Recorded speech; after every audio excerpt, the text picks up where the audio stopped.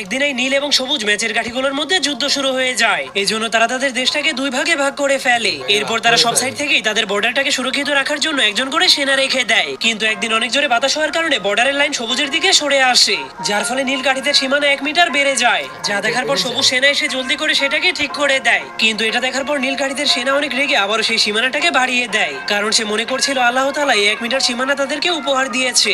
এজন্য সে অনেক রেগে সেই সীমানাটাকে নেওয়ার জন্য সবুজ কাঠিটার সাথে লড়াই করতে করতে তার কোমর ভেঙে দেয়, যার কারণে সবুজ কাঠিটা নিজের জীবন বাঁচানোর জন্য হামাগুড়ি দিয়ে সেখান থেকে পালাতে শুরু করে দেয়। তখন এই সুযোগটাকে কাজে লাগিয়ে নীল কাঠিটা তাদের সীমানাকে আরো 3 মিটার বাড়িয়ে দেয়। ঠিক তখনই সবুজ সেনাবাহিনীরা এসে তাকে মেরে ফেলে। এরপর নিজেদের সীমানাকে 20 মিটার বাড়িয়ে দেয়। এজন্য নীল সেনাবাহিনীর অনেক বড় একটা দল এসে তাদের উপর আক্রমণ করে দেয়, যার ফলে তাদের দুই দলের মধ্যে ভয়ঙ্কর একটা যুদ্ধ শুরু হয়ে যায়। ঠিক তখন একটা নীল সৈনিক ভয়ঙ্কর একটা মেশিন গান দিয়ে তাদেরকে উড়িয়ে দিতে শুরু করে। এজন্য সবুজ সেনাবাহিনীর একটা ট্যাঙ্কের মাধ্যমে তাদের সবাইকে পিষে ফেলতে শুরু করে। কিন্তু তখনই নীল সৈনিকেরা ব্যারিকেড